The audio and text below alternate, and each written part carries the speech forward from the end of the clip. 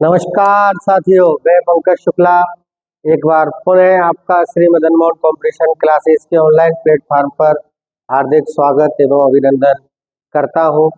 हमने अभी हिंदी व्याकरण प्रारंभ किया था और अभी हमने उस हिंदी व्याकरण के अंतर्गत हमने भाषा शब्द की उत्पत्ति के बारे में जाना और भाषा के निर्माण का जो एक क्रम था उस क्रम के बारे में हमने यहाँ जाना है।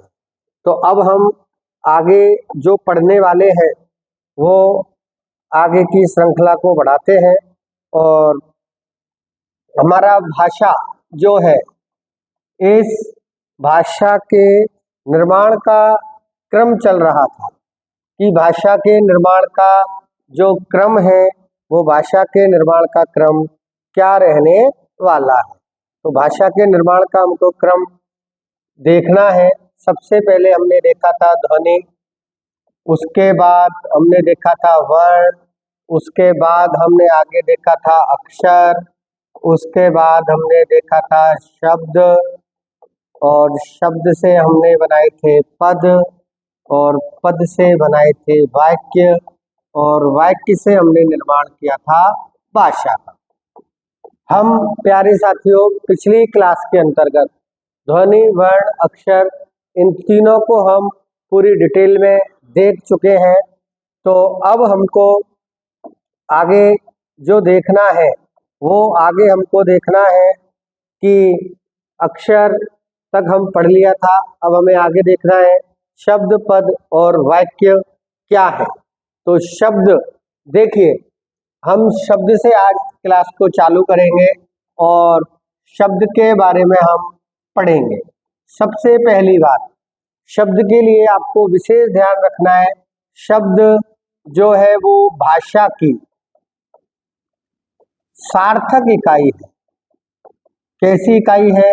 सार्थक इकाई। यदि मैं कहूँ शब्द के बारे में तो शब्द भाषा की जो है वो स्वतंत्र इकाई कहलाती है। सार्थक के साथ साथ कैसी इकाई कहलाती है? स्वतंत्र इकाई। आगे चले तो देखिए, शब्द जो है ये भाषा के अंतर्गत, जो हमारी भाषा है इस भाषा के अंतर्गत हमें अर्थ प्रदान करती है। तो भाषा की जो है ये अर्थगत हम इसको इकाई बोलते हैं। देखो, अभी तक हमको ना ही तो वर्ण में अर्थ पता चला था, ना ही हमको अक्षर में अर्थ पता चला था। अब हमने वर्ण और अक्षर का क्रमबद्ध रूप से किसका निर्माण किया? शब्दों का। और शब्द भाषा की एक सार्थक इकाई है। आप कोई भी शब्द उठा के देखिए, उस शब्द का हमको अर्थ जरूर मिलेगा, उस शब्द का हमको अर्थ जरूर मिलेगा। तो विशेष ध्यान रखना, ये जो अर्थ है ये अर्थ हमें जरूर मिलेगा। तो भाषा की सबसे पहली बात सार्थक इकाई हो गया, स्वतंत्र इकाई हो गया और अर्थगत इकाई कहलाएगी। तो विशेष ध्यान रखना, भाषा की यदि मैं बोलूं कि भाषा की सबसे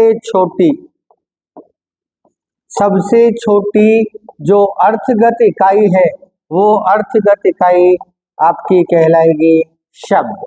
और शब्द भाषा में स्वतंत्र होता है, इसका हम कहीं भी प्रयोग कर सकते हैं। और शब्द का निर्माण वर्ण एवं अक्षर के क्रमबद्ध रूप से होता है। तो प्यारे साथियों, विशेष ध्यान रखना, सार्थक इकाई, स्वतंत्र इकाई और अर्थगत इकाई। अब देखिए, इस शब्द की एक बहुत अच्छी परंपरा रही है और आगे हम पढ़ने वाले हैं पद को। पद देखिए, काफी बार कंफ्यूजन रहता है कि वाक्य का निर्माण होता है शब्द से होता है या पद से होता है या फिर किसी और से होता है। तो विशेष ध्यान रखना, एक जो वाक्य है उस वाक्य का निर्माण पद से होगा। और कैसे होगा? ध्यान रखना, जब कोई शब्द, यदि किसी शब्द का हम प्रयोग वाक्य में कर दें, ध्यान देना यहाँ पर, जब हम किसी शब्द का प्रयोग जो है वो प्रयोग हम कहाँ कर देते हैं? वाक्य में। तो यही जो हमारा शब्द है, यही हमारा शब्द पद बन जाता है। यही शब्द क्या बन जाता है? पद। अर्थात जब किसी शब्द का प्रयोग वाक्य में कर देते हैं तो वह पद कहलाता है। तो प्यारे साथियों, विशेष बात ध्यान रखना, जब किसी शब्द का प्रयोग, कोई भी शब्द हो और उस शब्द का हम प्रयोग जब वाक्य में कर देंगे, कहाँ पे कर देंगे? उस शब्द का प्रयोग हम वाक्य में कर देंगे तो वह हमारा जो शब्द है वो शब्द वाक्य में पहुंचते पहुंचते पद कहलाएगा। क्या कहलाएगा? पद। तो विशेष बात ध्यान रखना पद के लिए, जब किसी शब्द का प्रयोग वाक्य में कर दिया जाता है तो वह हमारा पद बन जाता है। और यहाँ पद के लिए एक परिभाषा और दी गई है और वो परिभाषा है विभक्ति युक्त शब्द। विभक्ति से जितने भी शब्द युक्त हो, विभक्ति युक्त शब्द जो है वो हमारे कहलाएंगे पद। जितने भी हमारी विभक्ति से रिलेटेड शब्द है वो सारे के सारे क्या कहलाएंगे? पद। वो सारे के सारे क्या कहलाएंगे? पद। विभक्ति जहां जिस शब्द के साथ जुड़ रही है उसको हम पद कहेंगे। जैसे अभी हम आगे पढ़ने वाले हैं और आगे हम पढ़ने वाले हैं, देखिए वहां शब्द पर ध्यान देना। एक अभी अपन आगे पढ़ेंगे संधि पद और एक पढ़ेंगे अपन सामासिक पद। आगे हमारे सिलेबस में दोनों अच्छे चैप्टर दे रखे हैं। यहाँ पर हमने संधि शब्द और सामासिक शब्द का प्रयोग नहीं किया है, यहाँ हमने किया है संधि पद और सामासिक पद।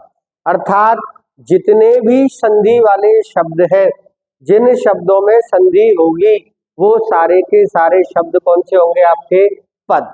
कोई भी आप एक उदाहरण देख लीजिए।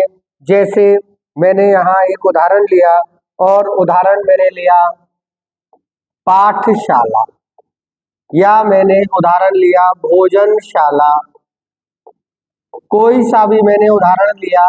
यहाँ देखिए पाठशाला हो या भोजनशाला हो, विद्यालय हो, रसोई घर हो, कोई भी आप उदाहरण लो, सामासिक पद का ले लो, संधि का ले लो, कोई भी उदाहरण। तो भोजनशाला, जैसे ही यहाँ पे आप इसका विस्तृत रूप करोगे, समास विग्रह करोगे तो भोजन के लिए शाला, अर्थात इसमें जो विभक्ति है वो छिपी हुई है, इसको हम शब्द ना कह करके किसकी संज्ञा देंगे? पद की। पाठशाला, इसको भी हम किसकी संज्ञा देंगे? पद की। तो विशेष ध्यान रखना, जितने भी हमारे विभक्ति से युक्त शब्द है, विशेष ध्यान रखना, विभक्ति से युक्त शब्द क्या कहलाएंगे? पद। क्या कहलाएंगे? पद।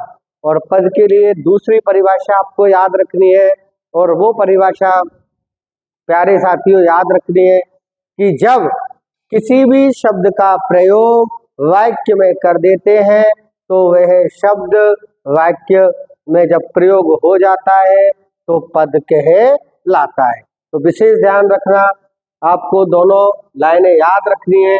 जब किसी भी शब्द का प्रयोग वाक्य में कर दे तो वह पद बन जाएगा, और विभक्ति से युक्त सारे शब्द जो हैं वो हमारे क्या कहलाएंगे? पद। प्यारे साथियों आगे चलते हैं। जैसे मैंने वाक्य में प्रयोग किया तो अब मेरे पास जो निर्माण हुआ वो निर्माण हुआ किसका? वाक्य का। और विशेष बात ध्यान रखना, वाक्य का निर्माण हो गया और वाक्य जब मेरे पास बना तो वाक्य भाषा की सबसे इंपॉर्टेंट बात पूर्ण अर्थगत इकाई है। कैसी इकाई है? पूर्ण अर्थगत इकाई।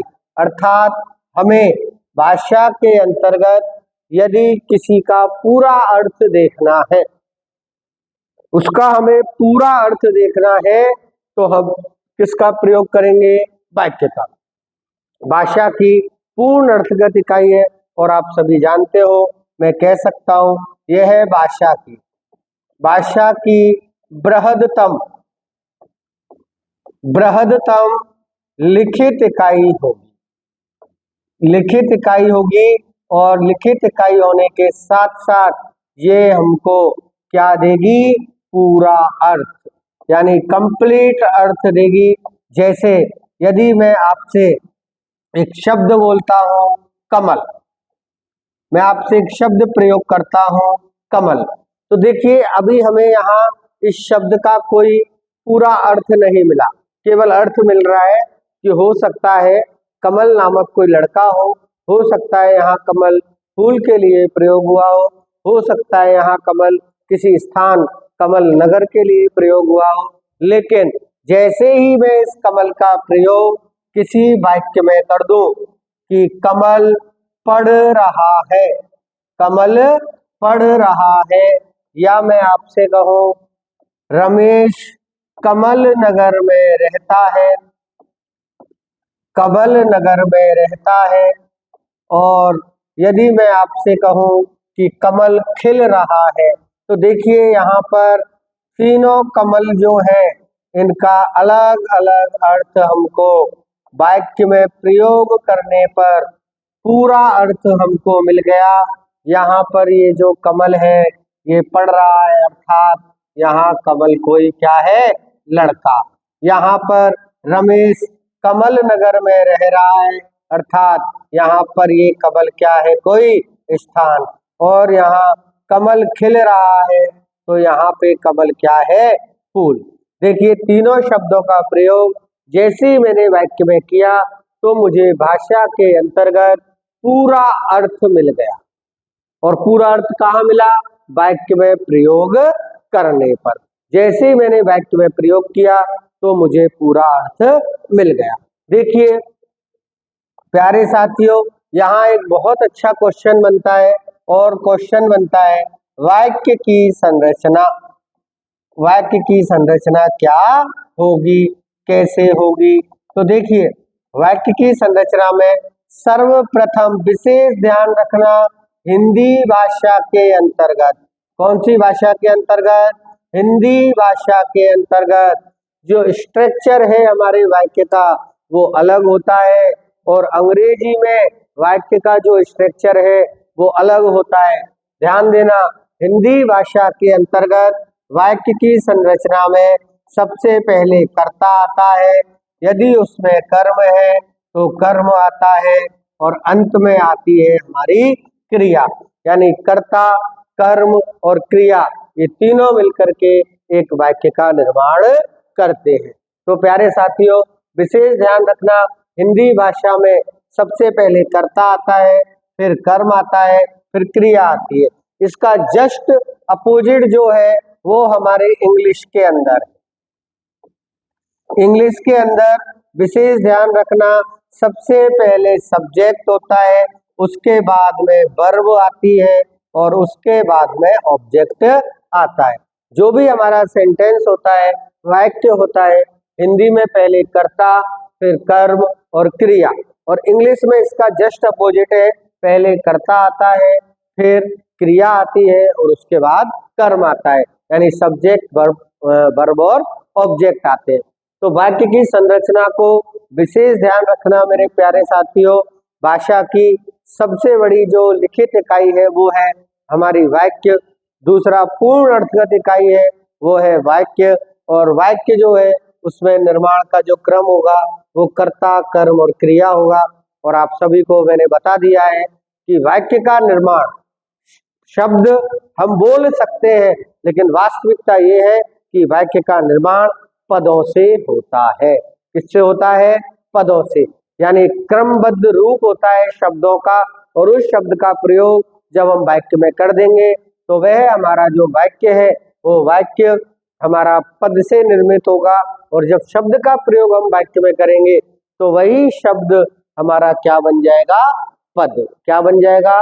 पद। तो प्यारे साथियों ध्यान देना, वाक्य की संरचना में कर्ता, कर्म और क्रिया ये हमारा हिंदी का रूप, हिंदी का प्रारूप है, और इंग्लिश में इससे जस्ट अपोजिट है, सब्जेक्ट, वर्ब एंड ऑब्जेक्ट। तो प्यारे साथियों, हमने यहाँ जो पिछली क्लास में हमारा रह गया था ध्वनि, वर्ण और अक्षर के बाद, वो हमने आज पूरा किया है। शब्द, पद और वाक्य। शब्द भाषा की सार्थक इकाई है, शब्द भाषा की अर्थगत इकाई है।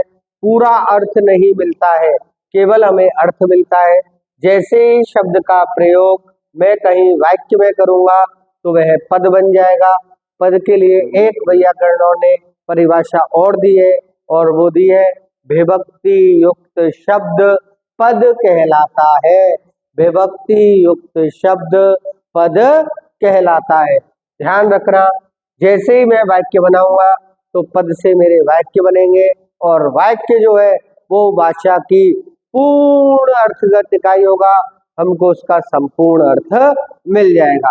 तो मेरे प्यारे साथियों, ध्यान रखना, ये भाषा के निर्माण का क्रम है। ध्वनि जो है वो मौखिक रूप होता है, वर्ण जो है वो लिखित रूप होता है सबसे छोटा। जैसे ही मैंने मात्राएं जोड़ी, अक्षर बना, उनमें और जोड़ा तो शब्द बना, विभक्ति जोड़ी पद बना, फिर वाक्य का निर्माण हुआ, और बहुत सारे वाक्य हमने लिख करके किसका निर्माण किया? भाषा का। किसका निर्माण किया? भाषा का। तो प्यारे साथियों, हमने जो 2-3 क्लासें अभी तक इसकी पढ़ी हैं, उसमें हमने हिंदी भाषा का निर्माण देखा। उसके बाद हिंदी भाषा जो है, उस हिंदी भाषा के बारे में हमने पढ़ा कि भाषा क्या है, भाषा का उत्पत्ति कहाँ से हुई है? संस्कृत के भाष धातु से, जिसका अर्थ मैंने आपको बताया था, और जिसका अर्थ जो है हम पढ़ चुके हैं। भाषा ध्वनि, वर्ण, अक्षर, शब्द, पद और वाक्य, इन सब से मिलकर के भाषा हमारी बनी है। आगे हम सिलेबस में देखो पढ़ेंगे, पूरे वर्णमाला को पढ़ेंगे, शब्द में पढ़ेंगे पर्यायवाची शब्द, विलोम शब्द, युग्म शब्द, एकार्थी शब्द, अनेकार्थी शब्द। उसके बाद हम पदों में पढ़ेंगे संधि पद, सामासिक पद, शब्दांशों में पढ़ेंगे हम सर्ग, गम, प्रत्यय, और आगे शुद्ध अशुद्ध वाक्य पढ़ेंगे। यानी सब कुछ, पूरी व्याकरण जो है वो यहाँ हमारी निहित है। तो प्यारे साथियों, आज के लिए इतना ही। फिर मिलते हैं अगले वीडियो में, और आपको बहुत अच्छी अच्छी हम जानकारी प्रदान करेंगे। कृपया आप हमारे वीडियो को अधिक से अधिक शेयर करें, चैनल को सब्सक्राइब करें, और पढ़ने वाले विद्यार्थियों तक हमारे इस संदेश को पहुंचाएं। आपका बहुत बहुत धन्यवाद। आपका दिन शुभ हो, मंगलमय हो। धन्यवाद। Thank you.